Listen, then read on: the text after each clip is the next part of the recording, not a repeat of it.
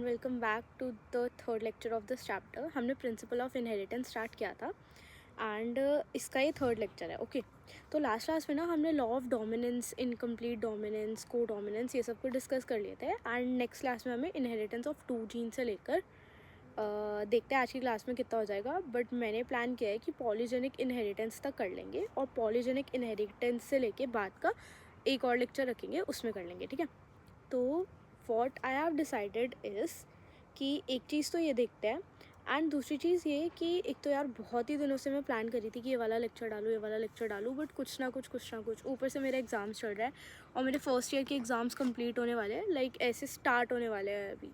Next 10 to 20 days are hell busy. मेरा एक exam कबूतर क्यों आ रहे हैं यहाँ पे? ओके अब एक बार ब्रश अप कर ले कि हमने लास्ट क्लास में क्या पढ़ा था। यार यहाँ पे क्यों आ रहे हैं जब मैंने खुद को डर लग रहा है? मुझे बहुत डर लगता है। हाँ sorry okay so let's focus कि हमने लास्ट क्लास में कहाँ तक पढ़ा था। लास्ट क्लास में हमने प्रिंसिपल ऑफ इनहेरिटेंस ना चैप्टर पढ़ना स्टार्ट किया था। यार मुझे ना बहुत ही डर लग रहा है इससे, और ये पता नहीं साइमल्टेनियसली यहाँ क्यों आ जाए। इन्हें डर नहीं लगता क्या? मम्मी इनकी डांटती नहीं है यहाँ पे आने से?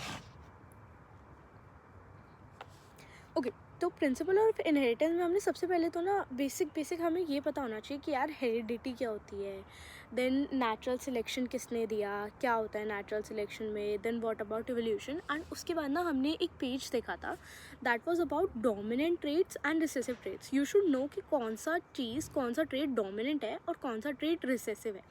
लाइक जैसे कि ना एक बार मेरे को याद है नीट के एग्ज़ाम पे ना डायरेक्ट क्वेश्चन आ गया था कि सीड का कलर येलो डोमिनेंट होता है या ग्रीन डोमिनेंट होता है।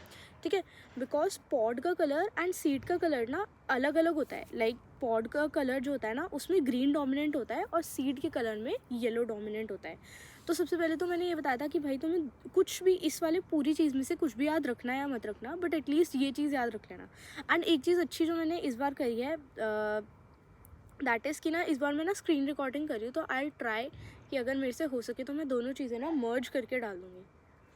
ओके देन हमने मेंडल के लॉ पढ़े थे। मेंडल ने 2 लॉज दिए थे आपका जब उसने फर्स्ट वो करा था इनहेरिटेंस ऑफ 1 जीन में। उसने 2 लॉज दिए थे। One was law of dominance कि दोनों पेरेंट में से एक जो कैरेक्टर होगा ना वो डोमिनेट करेगा दूसरे को। ठीक है, उसके बाद हमने पीनेट स्क्वायर बनाना सीखा था कि कैसे सेल्फिंग करानी है, कैसे क्रॉस कराना है, मोनोहाइब्रिड क्रॉस कैसे बनता है, कैसे नहीं बनता। ठीक है, उसके बाद लॉ ऑफ डोमिनेंस की 3 चीज़ें थी एंड मैं एक बार वापस बता देती हूँ लॉ ऑफ डोमिनेंस की 3 चीज़ें क्या थी। सबसे पहला जो था ना कि आपके जो भी कैरेक्टर्स होते हैं ना वो फैक्टर्स में एक्सप्रेस होते हैं। ठीक है, जो फैक्टर्स होते हैं वो हमेशा पेयर्स में होते हैं, कभी भी इंडिविजुअली नहीं एग्जिस्ट करते। ठीक है, और दूसरी चीज़ कि डिसिमिलर कैरेक्टर्स, लाइक अगर लेट्स टेक एन एग्जांपल, हमने ऐसे जब हमने ट्रेट्स लगाए थे तो ऐसे था एक स्मॉल है एक कैपिटल है, कैपिटल वाला डोमिनेंट होता था, स्मॉल वाला रिसेसिव होता था। तो अगर डिसिमिलर है कि एक कैपिटल है एक स्मॉल है तो उसमें से एक ना एक ज़रूर डोमिनेट करेगा। ये हमारे 3 लॉज थे, 3 पार्ट्स थे लॉ ऑफ डोमिनेंस के। ठीक है, फिर था हमारा law of segregation. Law of segregation में क्या कर रहा था कि भाई जब हम क्रॉस कराएंगे ना तो हर कैरेक्टर अलग अलग सेग्रीगेट करेगा और 50-50% चांसेस होंगे उनके जाने के। ठीक है, उसके बाद हमने ना 2 चीज़ें और पढ़ी थी कि भाई ऐसा हमने लॉ ऑफ डोमिनेंस तो पढ़ लिया कि एक कैरेक्टर डोमिनेट करेगा। उसके बाद हमने 2 चीज़ें पढ़ी थी कि ऐसा भी हो सकता है कि वो प्रॉपरली डोमिनेट करे। लाइक पता है डोमिनेट करने में एग्जैक्टली कैसा होता है कि मेरा एग्जाम्पल लेते हैं, अगर मैं टॉल हूँ और मेरे साथ एक और कैरेक्टर है स्मॉल। ठीक है, तो टॉल वाला ऑब्वियसली डोमिनेट करेगा, बट कुछ कंडीशंस जब मेंडल ने देखी जिसमें ऐसा हो रहा था कि इंटरमीडिएट हाइट के भी लोग निकल रहे थे।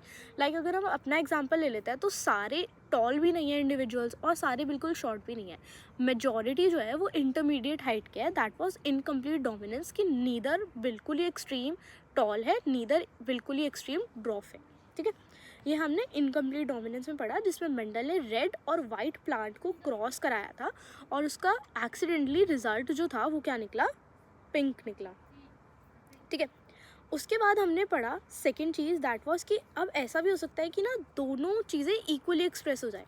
लाइक को डोमिनेंस, जितना टॉल है और जितना वो है व्हाट ड्रॉप, उनके बीच का ही कुछ हो कि आधा टॉल आ जाए आधा ड्रॉप आ जाए, दैट वाज को डोमिनेंस। और इसका best example is your blood group. ठीक है, उसके बाद हमने स्टार्च प्लांट पढ़ा था कि मल्टीपल एलिलिज्म क्या होता है। अब हमें इस क्लास में इनहेरिटेंस ऑफ 2 जीन पढ़ना है, ठीक है। अब मैं एक बार ये वाली PDF खोल लेती हूँ, इसलिए हमें ये पढ़ना होता है, मसल्स वगैरह वगैरह। एक बार I try to attach this.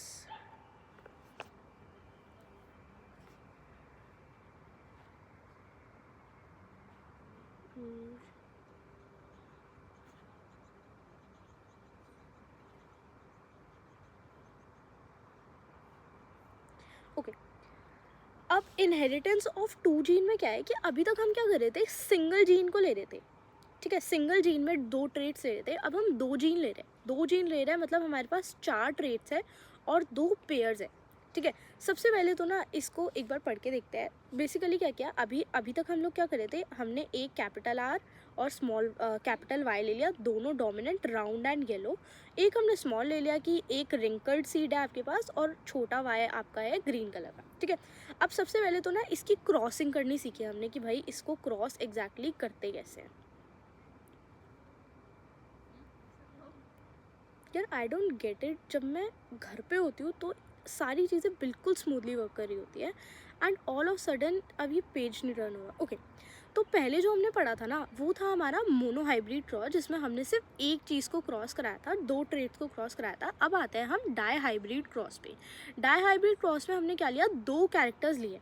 सबसे पहले तो ना यार आपको मेन टेबल बनानी आनी चाहिए, क्योंकि क्वेश्चन ना जनरली ऐसी चीज़ों से आता है। एक तो मैं आपको ना ये वाला रेशो याद करा दूंगी। सबसे पहले ना आपको टेबल बनानी आनी चाहिए। Let's take an example. अब हमें ना 2 ट्रेट स्टडी करने हैं, ठीक है। 2 ट्रेट स्टडी करने के लिए सबसे पहले तो आपको लिखना आना चाहिए कैसे आप दोनों ट्रेट्स लोगे। सबसे पहले इस पेरेंट के पास आता है, this is your father and this is your mother.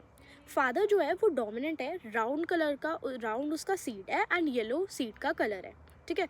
Mummy जो है वो रिसेसिव है, मतलब रिंकल्ड सीड है एंड स्मॉल वाई मतलब ग्रीन कलर का रिंकल्ड सीड है, ठीक है। सबसे पहले अगर दोनों सेम होते हैं ना तो एक आप बड़ा वाई ले लो और एक आप बड़ा आर ले लो, ठीक है। सेम इसमें करो कि छोटा आर और छोटा वाई ले लिया। अब बेसिकली आपको क्रॉस कैसे बनाना है, ऐसे देखो, एक बार इन दोनों को एज इट इज़ यहाँ पर लिखो, ठीक है। मैं ना ये अटैच कर दूँगी तो आपको ये एड्रेस करने में आसानी होगी कि क्या मैंने कैसे बनाया है। इसको ना ऐसे बनाते हैं, इसमें हमने ये ले लिया, ओके। इसकी पॉसिबिलिटीज़ ऐसे हो गई, एक बड़ा आर छोटा वाई, बड़ा आर वाई, फिर छोटा आर बड़ा वाई, छोटा आर, ऐसे करके बना दी। ये 4 पॉसिबिलिटीज़, एक आप लेफ्ट हैंड साइड पे लिखो, एक आप राइट हैंड साइड पे लिखो एंड मक्खन की तरह आपका पीनट स्क्वायर बन जाएगा, ठीक है। एक बार ये ट्राई करके देखो, ना हो तो इसके बाद मैं जो वीडियो पोस्ट करूँगी ना उसमें डाई हाइब्रिड और मोनोहाइब्रिड क्रॉस कैसे बनाते हैं वो बता दूँगी। एक बार वापस से ये देख लेते हैं। सबसे पहले तो ना आपको ये पता होना चाहिए कि आपको कौन से पेरेंट्स लेने हैं। उसके बाद क्या करना है, अगर आप सिमिलर पेरेंट्स ले रहे हो जैसे capital R capital Y small Y, तो कैपिटल आर कैपिटल वाई में से एक कैपिटल एक तरफ लिख लो, एक स्मॉल एक तरफ लिख लो। अब इसके बनाओ आप अपने गेमीट्स, बड़ा आर बड़ा वाई, बड़ा आर छोटा आर बड़ा वाई एंड छोटा वाई छोटा आर, ठीक है। इन्हीं सेम को आप हॉरिजॉन्टली लिख लो, इन्हीं सेम को आप वर्टिकली लिख लो और फिर सबका क्रॉस करा दो, बहुत प्यार से आपका क्रॉस हो जाएगा, ठीक है। अब आती है चीज़ें कि यार एड्रेस कैसे करोगे, आपकी कौन सा वाला डोमिनेंट है कौन सा वाला रिसेसिव है। I will make this thing very clear for you. जहाँ पर भी अगर डोमिनेंट आ गया, एक भी बड़ा कैरेक्टर आ गया तो वो डोमिनेंट ट्रेट है। अगर एक बड़ा आर आ गया बाकी सारे छोटे हैं तो आपका वो डोमिनेंट है। अगर बड़ा आर येलो को रिप्रेजेंट करता है तो आपका वो येलो होगा, फिर छोटे वाले को नहीं देखेंगे। लाइक स्मॉल डजंट एग्जिस्ट अगर आपके पास कैपिटल कोई भी लेटर है, ठीक है। This is all about your peanut square कि आप पीनट स्क्वायर को कैसे बनाओगे। अब आती है एक बात कि यार मेंडल ने सेकंड ये दिया कि भाई हमने ये देखा कि इनहेरिटेंस ऑफ 2 जीन हो सकता है। अब उसने ना कुछ लॉज भी दिए उसके कि भाई एग्जैक्टली कौन से लॉज होते हैं कौन से लॉज नहीं होते। सबसे पहला लॉ था आपका law of independent assortment. Mendel ने इससे पहले जब इनहेरिटेंस ऑफ 1 जीन कराया था तो उसने 4 चीज़ें बताई थी। लॉ ऑफ डोमिनेंस में उसने ये बताया था कि यार जब अगर आपके पास कैरेक्टर्स होंगे उनमें से एक जो होगा वो डोमिनेट करेगा, ठीक है। देन उसने लॉ ऑफ सेग्रीगेशन बताया था कि जो आपके गेमीट्स होंगे वो पेयर में एग्जिस्ट करेंगे एंड वो 50-50% चांसेस है कि दोनों तरफ जा सकते हैं, ठीक है। देन देवर कि इनकम्प्लीट डोमिनेंस, कि भाई अगर हम लाइव एग्जांपल लें तो ऐसा तो नहीं है कि सब लोग बड़े हैं या सब लोग बिल्कुल ही छोटे हैं, तो बहुत सारे बीच की भी चीज़ें आती है कि मतलब ना बिल्कुल ही एक्सट्रीम हुआ और ना बिल्कुल ही छोटा हुआ, तो बीच के लोग आते हैं, ठीक है। देन आया को डोमिनेंस, के दोनों पेरेंट्स का इक्वल हिस्सा आ गया, और इसका एग्जाम्पल था आपका ब्लड ग्रुप का, ठीक है। अब मैं सबसे पहले आपको ये बताती हूँ कि यार अगर कोई इंसान बहुत लंबा हो रहा है या बहुत छोटा हो रहा है तो एग्जैक्टली उसके अंदाज हो क्या रहा है, ठीक है। बेसिकली ये सारी इन्फॉर्मेशन जो होती है ना वो आपके एंजाइम्स कैरी करते हैं। जितनी भी इंफॉर्मेशन है कि आपके बॉडी को लाइक जैसा इंडिविजुअल बन रहा है, एक न्यूबॉर्न बेबी बन रहा है तो उसको इन्फॉर्मेशन चाहिए, ठीक है। तो वो सारी इन्फॉर्मेशन आपके एंजाइम्स कैरी करते हैं। एंजाइम्स किससे बनते हैं? आपके प्रोटीन से एंजाइम्स बनते हैं। सबसे पहला आपने ये तो सुना ही होगा कि भाई your DNA is responsible for everything happening with you. Physical appearance सब कुछ आपकी डीएनए कंट्रोल करता है। डीएनए किससे आता है? मम्मी पापा से आता है। डीएनए से बनता है आरएनए, ठीक है। आरएनए के अंदर होता है प्रोटीन। प्रोटीन आपका एंजाइम कैरी करता है जो आपकी इन्फॉर्मेशन को रिप्रेजेंट करता है कि भाई किसी की नाक कैसी होगी, किसी की आँखों का कलर कैसा होगा, किसी के बाल कैसे होंगे, ये सारी चीज़ें आपका डीएनए करता है। डीएनए से आरएनए बनेगा, आरएनए से प्रोटीन, प्रोटीन से एंजाइम, एंजाइम के अंदर वो स्पेसिफिक इन्फॉर्मेशन होती है, ठीक है। अब पता है ये भी चीज़ें होती है कि आपका जो एंजाइम होता है ना, let's take a dominant situation. Dominant situation में तो क्या होता है कि भाई एक्सप्रेस होगा ही होगा, ठीक है। बट रिसेसिव सिचुएशन में ना दो तीन चीज़ें हो सकती हैं। दो तीन चीज़ें कैसे हो सकती है कि आपका जो एंजाइम है, ठीक है, वो कम्प्लीटली नॉन फंक्शनल हो सकता है। अगर रिसेसिव में एंजाइम कम्प्लीटली नॉन फंक्शनल है तो वो चीज़ बनेगी ही नहीं, ठीक है। वो लेस फंक्शनल हो सकता है। Like let's take an example, अगर ब्लैक आपका डोमिनेंट कलर है और रिसेसिव का एंजाइम कंपैरेटिवली लेस फंक्शनल है, तो आपके जो हेयर का कलर है ना वो थोड़ा सा वाइटिश की तरफ होगा, ठीक है। एक अगर नॉन फंक्शनल हो गया, लेस फंक्शनल होगा, ये चीज़ें आपकी रिसेसिव चीज़ों में आती हैं, ठीक है। अब लॉ ऑफ डोमिनेंस पढ़ते हैं। एक सबसे पहले ये जो हमने लास्ट पेज पे पढ़ा था, लास्ट पेज पे हमने पढ़ा था ये पीनट स्क्वायर बनाओगे तो आपको ये पता चलेगा कि रेशो जो आता है ना आपका 9:3:3:1 आता है। और मेरे हिसाब से आपको ये रेशो ना याद कर लेना चाहिए क्योंकि ये इंपॉर्टेंट है और डायरेक्ट नीट के पेपर में लिखा हुआ आता है। इतना आपको लॉजिक लगाने की ज़रूरत नहीं है, ठीक है। मेरे हिसाब से इसे याद करना चाहिए, बनाना आना चाहिए, दैट्स इंपॉर्टेंट, क्योंकि 12th पास करे बिना नीट नहीं दे सकते तुम। 12th में ये बनाने के लिए आ जाएगा तो आपको बनाना भी सीखना है और वैसे रेशो याद होना चाहिए तो आपका टाइम बच जाएगा, ठीक है। चलो, अब लॉ ऑफ इंडिपेंडेंट असॉर्टमेंट में क्या होता है? This law states that when two pairs of traits are combined, ये क्या कह रहा है आपका? एक तो ना मैं ये आईपैड पहली बार यूज़ कर रही हूँ, ये मेरे से यूज़ भी नहीं हो रहा है ठीक से। Okay, the law states that when two pair of traits, अगर दो पेयर ट्रेट के कंबाइन करेंगे in a hybrid, segregation of one pair of character is independent to other. अरे बेसिकली ये कुछ नहीं है कि यार दो पेयर अगर एग्जिस्ट कर रहे हैं तो वो अलग अलग सेग्रीगेट हो सकते हैं और एक दूसरे से इंडिपेंडेंटली, ठीक है। पूरा लॉ ये कह रहा है, लॉ ऑफ इंडिपेंडेंट असॉर्टमेंट। इसके अलावा इसमें कुछ भी याद करने की ज़रूरत नहीं है, ठीक है। अब आती है दूसरी चीज़, क्रोमोसोमल थ्योरी ऑफ इनहेरिटेंस। एक और साइंटिस्ट थे, मेंडल के अलावा दो साइंटिस्ट थे, इन लोगों ने chromosomal theory of inheritance the. That was, पहले तो आपको साइंटिस्ट का नाम पता होना चाहिए, सैटन और बोरी। और एक चीज़ और बताती हूँ, नीट के एक क्वेश्चन में ना ये और चीज़ फंसी थी कि भाई ये नाम तो सबको याद हो जाते हैं, ये दोनों इनके सरनेम है, सैटन एंड बोरी। अब उन्होंने एक बार इनका एग्जैक्ट नाम पूछ लिया कि भाई हमें फर्स्ट नाम बताओ कि क्रोमोसोमल थ्योरी ऑफ इनहेरिटेंस दी किसने दी। तो आपको फर्स्ट नाम भी बताना पड़ेगा। तो आपको यहाँ पर मैं ये हाईलाइट कर रही हूँ, एक बार ये देखो कि भाई these were the two scientist जिन्होंने आपकी क्रोमोसोमल थ्योरी ऑफ इनहेरिटेंस दी थी, वॉल्टर सैटन एंड थियोडोर बोरी, ठीक है।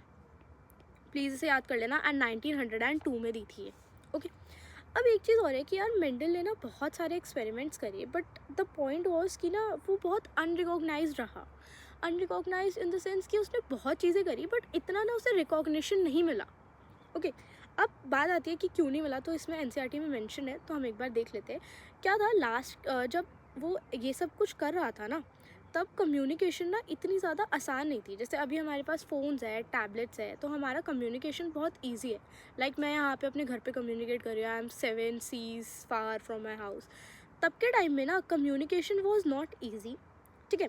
दूसरी चीज़ क्या था कि उसने ना ऐसे वर्ड्स यूज़ करे थे लाइक जीन्स, फैक्टर्स। तो लोगों को अभी नहीं पता लोगों को कि जीन्स एंड फैक्टर्स क्या होता है। तो जस्ट इमेजिन लास्ट के टाइम में कि लोगों को जीन्स एंड फैक्टर्स क्या ही पता होंगे कि क्या होते थे, ठीक है। एंड मेरे मोस्ट इम्पॉर्टेंटली कि यार बायो वाले स्टूडेंट को मैथ्स बिल्कुल नहीं पसंद एंड वो बिल्कुल नहीं चाहता कि मैथ्स में वो घुसे। तो उन्होंने क्या किया कि भाई मैथमेटिकल चीज़ें लेकर आए वो अपने एक्सपेरिमेंट्स में। लाइक उन्होंने पीनट स्क्वायर बनाया, कैलकुलेशंस करी, क्योंकि ये 9:3:1 कैलकुलेशन के बाद आया है। तो that was some loopholes of the experiment की इस वजह की वजह से उन्हें ज़्यादा रिकॉग्निशन नहीं मिला। But after the time every thing is known after his name. Mendel ने करा है सब कुछ। अब आते हैं क्रोमोसोमल थ्योरी ऑफ इनहेरिटेंस जो आपके सैटर्न और बोनी ने दी थी। अब इसमें क्रोमोसोमल थ्योरी ऑफ इनहेरिटेंस में कुछ भी नहीं है, सेम चीज़ है आपकी, ब्लेंडिंग, सेग्रीगेशन, सारी चीज़ें होती हैं। एंड ये जो है ना, ये वाला चैप्टर, ये वाला जो चैप्टर है, चैप्टर नंबर 8 पढ़ लो। चैप्टर नंबर 8 के बाद आपको बहुत अच्छे से क्लियर हो जाएगा एनाफेज क्या होता है, मेटाफेज क्या होता है, कैसे कब आपके जो क्रोमोसोम्स होते हैं, वो जीन्स होते हैं, कैसे सेग्रीगेट करते हैं। इस वाली थ्योरी में आपको इस चैप्टर में बस इतना पढ़ना है कि जो आपके जीन्स होते हैं ना, वो कौन कैरी करता है। आपके क्रोमोसोम्स होते हैं वो आपके जीन्स को कैरी करते हैं, ठीक है। उसके बाद सेग्रीगेशन हो जाता है, लाइक 50% प्रोबेबिलिटी है आपकी दोनों तरफ जाने की, ठीक है। और factors are also present in your chromosomes, ठीक है। फैक्टर्स आपके पेयर्स में एग्जिस्ट करते हैं। फिर आगे आपकी पूरी मेंडल की थ्योरी आ जाएगी। बस आपको ये याद रखना है क्रोमोसोमल थ्योरी ऑफ इनहेरिटेंस किसने दिया एंड कौन से ईयर में दिया, प्रॉपर नाम आपको पता होनी चाहिए। और एक चीज़ पता होनी चाहिए कि जो जीन होता है ना, उन्हें कौन कैरी करता है, आपके क्रोमोसोम्स कैरी करते हैं। Got it. अब एक बार ना हम दोनों की कंपैरिजन देख लेते हैं कि भाई first pair is your gene and another is your chromosome. Both are way too similar. दोनों अकर करते हैं किसमें, आपके पेयर्स में। अगर किसी कोई बिल्कुल बुक खोल के बैठा हुआ है तो 66 पेज नंबर खोल लो। ए एंड बी, ए है आपका क्रोमोसोम, बी है आपका जीन, ठीक है। बोथ अकर्स इन पेयर, ठीक है। First point. Second point, segregate at the time of gamete formation. दोनों गेमीट फॉर्मेशन के टाइम पे सेग्रीगेट कर जाते हैं और दोनों की इक्वल प्रोबेबिलिटी होती है, ठीक है। Independent pair of segregation, independent मतलब दूसरों से सेग्रीगेट कर सकते हैं, दोनों के लिए इंडिपेंडेंट ही वो होती है कि भाई तुम इंडिपेंडेंटली सेग्रीगेट करो। One pair segregates independent to another pair, ठीक है। जस्ट सेम है। अब आता है आपका ये वाला पैराग्राफ, ये जो एनाफेज वाला पैराग्राफ है, मैं यहाँ पे नहीं पढ़ा रही क्योंकि ये बिल्कुल सर के ऊपर से जाने वाला है। क्योंकि अभी आपने चैप्टर नंबर 8 ऑफ क्लास 11 नहीं पढ़ा। उसमें आपको बहुत ही प्यार से मियोसिस में क्या होता है, माइटोसिस में क्या होता है। एंड बताइए, मैंने ना ये अभी अभी पढ़ा है, मेरा एक एग्ज़ाम हुआ था बायो में इसका। तो मेरे को पता है कि ये ऐसे समझ में नहीं आने वाला, ठीक है। तो मैं आपको उसी चैप्टर के साथ पढ़ा दूँगी। अब आ जाओ आप क्रोमोसोमल थ्योरी ऑफ इनहेरिटेंस इसने दी कैसे थी। सबसे पहले कि भाई तुमने चीज़ कौन सी यूज़ करी क्रोमोसोमल थ्योरी ऑफ इनहेरिटेंस देने में, तो आपने ड्रोसोफिला यूज़ किया था। Drosophila is your insect. अब बात आती है कि यार अगर Drosophila like all of sudden उसने नहीं चूज़ कर लिया होगा ना कि ड्रोसोफिला देनी है, ठीक है। तो उसने 2-3 चीज़ें देखी। दैट इज़ कि भाई आपकी जो ड्रोसोफिला होती है ना, ये बहुत जल्दी बड़ी हो जाती है, ठीक है। सबसे पहले इसको आप लैब में ग्रो कर सकते हो, लाइक सिंथेटिक मीडियम में ड्रोसोफिला बहुत आराम से ग्रो हो जाती है। सेकंड चीज़, उसकी जो लाइफ स्पैन होती है ना, लाइक उसके बच्चे करना एंड बच्चे के बाद डेथ, पूरा बर्थ, किड्स, डेथ, ये पूरा 2 वीक्स के अंदर अंदर कंप्लीट हो जाता है। एंड सेकंड चीज़, जब वो मेटिंग करती है ना, तो एक साथ में बहुत सारे बच्चे पैदा कर देती है। तो एक्सपेरिमेंट लाइक काफ़ी तुम्हारे पास मटेरियल इतना ज़्यादा है, तो तुम लोग बहुत ज़्यादा एक्सपेरिमेंट कर सकते हो। दैट्स वाई उसने ड्रोसोफिला को चूज़ किया। पूरा पैराग्राफ यही है, एक बार देख लेते हैं, ठीक है। दैट्स वाई उसने क्रोमोसोमल थ्योरी ऑफ इनहेरिटेंस में चूज़ किया। एंड आई रिमेंबर कि ये क्वेश्चन ना नीट में भी आ रखा है कि उसने ड्रोसोफिला को क्यों चूज़ किया था। और दूसरी चीज़ ये भी आ रखी है कि मेंडल का जो वो है, लाइक उसका रिकॉग्निशन इतना कम क्यों आता, क्योंकि वो यहाँ पे स्पेसिफिकली 2-3 पॉइंट्स दे रखे हैं कि जीन्स एंड फैक्टर्स उसने यूज़ करे थे जो लास्ट के टाइम में लोगों को इतने पता नहीं थे। फिर मैथमेटिक्स, कम्युनिकेशन, ये सारी चीज़ें एक बार प्लीज़ देख लेना। नाउ लेट्स कम टू एक और चीज़ आई कि भाई लिंकेज क्या होता है और रिकॉम्बिनेशन क्या होता है। Linkage and recombination is very easy. सबसे पहले तो आपको इस पैराग्राफ में ना उसने ये बता रखा है कि भाई इनहेरिटेंस ऑफ वन जीन कराया है। इनहेरिटेंस ऑफ वन जीन में 3:1 का रेशो आ रहा था, 3 डोमिनेंट 1 रिसेसिव। फिर उसने कराया क्या, 2 जीन का इनहेरिटेंस कराया, तो 9:3:3:1 का रेशो आ रहा था, ठीक है। अब इसमें क्या हुआ, आपका 2 चीज़ें आई कि भाई लिंकेज और recombination. Linkage is your parents से बहुत ज़्यादा आपकी शक्ल मिल रही है, दैट इज़ लिंकेज। क्योंकि आपके जो दोनों क्रोमोसोम्स होते हैं वो बहुत पास पास है, ठीक है। चैप्टर नंबर 8 में आप पढ़ोगे कि एग्जैक्टली यार क्रोमोसोम पास पास क्या होते हैं, दूर दूर क्या होते हैं, कौन से फेज़ में क्या होता है। दूसरी चीज़ जो थी दैट इज़ रिकॉम्बिनेशन में जो आपका पेरेंटल कैरेक्टर है ना वो थोड़ा दूर दूर है, लाइक जो दोनों क्रोमोसोम्स है वो एक दूसरे से काफ़ी दूर है, इसलिए एक्सप्रेस इतने नहीं हो पाए। तो उसमें नॉन पेरेंटल कैरेक्टर है, नई आपकी वेरिएशन आ रही है, पेरेंट्स से इतना ज़्यादा रिजेंबल नहीं कर रहा। This was all about linkage, more parental character, recombination, less parental character. ठीक है, अब आते हैं हम दूसरी चीज़ पे। इस पेज पे आओ एक बार, पेज नंबर 68। ठीक है, यू विल नोटिस कि ना पास पास ये वाला देखो, मैं जो हाईलाइट करी हूँ पेरेंटल कैरेक्टर देखते हैं यहाँ पे। ठीक है, यहाँ पे क्या है कि ये दोनों जो है ना बहुत पास पास है लिंकेज पे, और यहाँ पर दोनों चीज़ें कंपैरेटिवली काफ़ी दूर हो गई, लाइक एक एंड पे है और एक दूसरा बिल्कुल अदर एंड पे है। ठीक है, तो इसलिए इसमें रिकॉम्बिनेशन होगी आपकी और इसमें आपकी लिंकेज होगी। ठीक है, अब आते हैं हम दूसरी चीज़ पे, दैट इज़ मेरे को लग रहा है ख़त्म हो गया, पॉलीजेनिक इनहेरिटेंस पे आ गए, प्लियोट्रोपी और सेक्स डिटर्मिनेशन। ये करेंगे हम नेक्स्ट क्लास में, क्योंकि नेक्स्ट क्लास के लिए भी कुछ छोड़ दो यार। म्यूटेशन, हाँ मैं ट्राई करती हूँ कि ना मैं म्यूटेशन और ये ना दोनों नेक्स्ट क्लास में पूरा समाप्त करा दूँ, तो मेरे लिए भी आसानी होगी, क्योंकि यार मेरा भी एग्ज़ाम है, एनाटमी का मेरा एग्ज़ाम है और मुझे उसका पढ़ना है, और मैं बहुत प्रोक्रेस्टिनेट कर रही हूँ कि मैं ना जल्दी जल्दी उसे पढ़ लूँ। मैंने एक बार लिख लिया है बट मेरे को एक बार देखना पड़ेगा वो पढ़ने के लिए। मेरे भी एग्ज़ाम्स है, मेरा फर्स्ट ईयर कंप्लीट हो, मेरे को घर आना है वापस, बहुत मिस कर रही हूँ अपने घर को। ओके, तो मैंने आपका ये थर्ड लेक्चर और डाल दिया, और आई ट्राई माई बेस्ट कि मैं कल ही रिकॉर्ड कर लूँ फोर्थ लेक्चर। मुझे मेरी मंडे को ना एक्चुअली बहुत हेक्टिक क्लासेस होती है। हिस्टोलॉजी का एग्ज़ाम मेरा पास हो गया, बट मेरे पास अभी 2 मोटे मोटे सब्जेक्ट्स और बचे हुए हैं, एनाटमी एंड बायो। एनाटमी में मेरे को CNS कंप्लीट करना है, बस मैं CNS कंप्लीट करूँ तो ऑलमोस्ट आधा बर्डन मेरा हटेगा, क्योंकि बायो में भी मैं बहुत अच्छे नंबरों से पास हो जाऊँगी। That's why I am teaching bio. और तो कुछ खास इतना अच्छा चल नहीं रहा है, तो जैसा है वैसा चलाते हुए ये वाली वीडियो यहीं पे ख़त्म करते हैं। एंड मेरे को एक और चीज़ बताओ कि भाई मेरे को रिकमेंडेशन दो कि मेरे को एग्जैक्टली क्या इम्प्रूव करने की ज़रूरत है, मैं उस पर काम करूँगी। बाकी comment section is all yours. ठीक है, फिर आज की क्लास यहीं पे एंड करते हैं। And I am like praying कि मैंने जो बोला है ना मेरी ऑडियो रिकॉर्ड हो गई हो, बिकॉज मैंने बिल्कुल जस्ट मैं नीचे आ रही थी एंड आई थॉट कि यार एक काम करते हैं, दूसरा iPad ले चलते हैं, एक से पढ़ा लूँगी, एक से रिकॉर्ड कर लूँगी, और इसमें मैंने स्क्रीन रिकॉर्डिंग भी करी है। आई ट्राई माई बेस्ट कि यार स्क्रीन रिकॉर्डिंग भी डल जाए तो बेस्ट हो जाएगा, इससे अच्छा तो आई डोंट थिंक सो इसके अलावा कुछ हो सकता है। मैं दोनों चीज़ें करने की कोशिश करती हूँ, बट बाकी तो सब भगवान के हाथ में है। ठीक है, चलो ओके, बाय बाय।